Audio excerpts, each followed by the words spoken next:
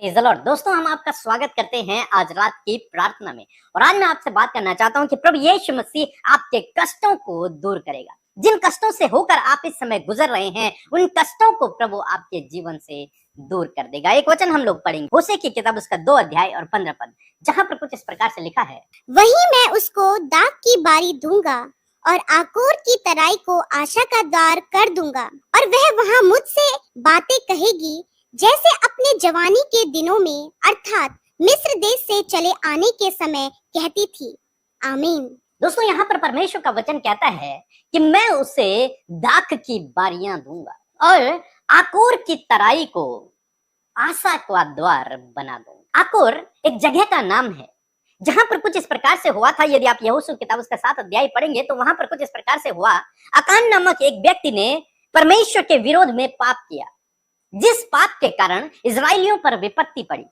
इसलिए जब इजरायलियों को पता चला कि इस आकान के कारण हम सब पर विपत्ति पड़ी थी, क्योंकि इसने परमेश्वर के विरोध में पाप किया था, इसलिए उन्होंने उसे इस आकोर जगह पर मार डाला था। उसके परिवार को भी, सबको मार डाला।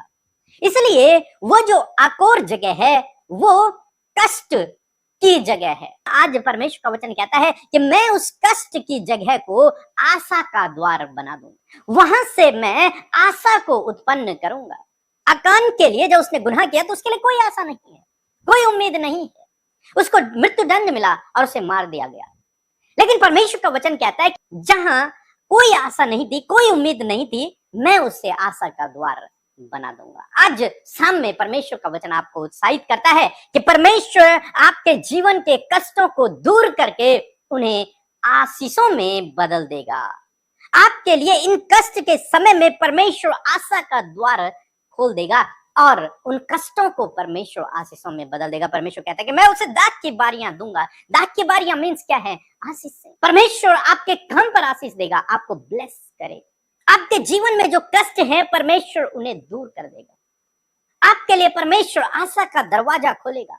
यदि आपका भरोसा उस पर रहेगा तो परमेश्वर आपके लिए उन कष्टों को, उन दुखों को आनंद में बदल देगा, उन कष्टों को आशीषों में बदल देगा। आपके लिए प्रभु अद्भुत आश्चर्य कर्मों को करेगा यदि आपका भरोसा उस पर रहा और उससे आप प्रार्थना करते रहे। इसलिए दोस्तों, अपने जीवन में बिल्कुल भी आप निराश न हों, दुखी न हों, परेशान न हों, चिंतित न हों। ये सोचकर कि मेरे जीवन में कष्ट है, मैं आपसे कहूंगा कि आप प्रभु से प्रार्थना करें। वो आपके उस कष्ट को आनंद में बदल देगा। वो कष्ट के दिन समाप्त हो जाएंगे और आशीषों के दिन आपके जीवन में शुरू हो जाएंगे। इसलिए आप बिल्कुल भी निराश न हों, प्रार्थना में लगे रहें, विश्वास में बने रहें। प्रभु आपके जीवन में निश्चय काम करेंगे। सो प्रभु आपको इस वचन के द्वारा बहुतायत से आशीष दे।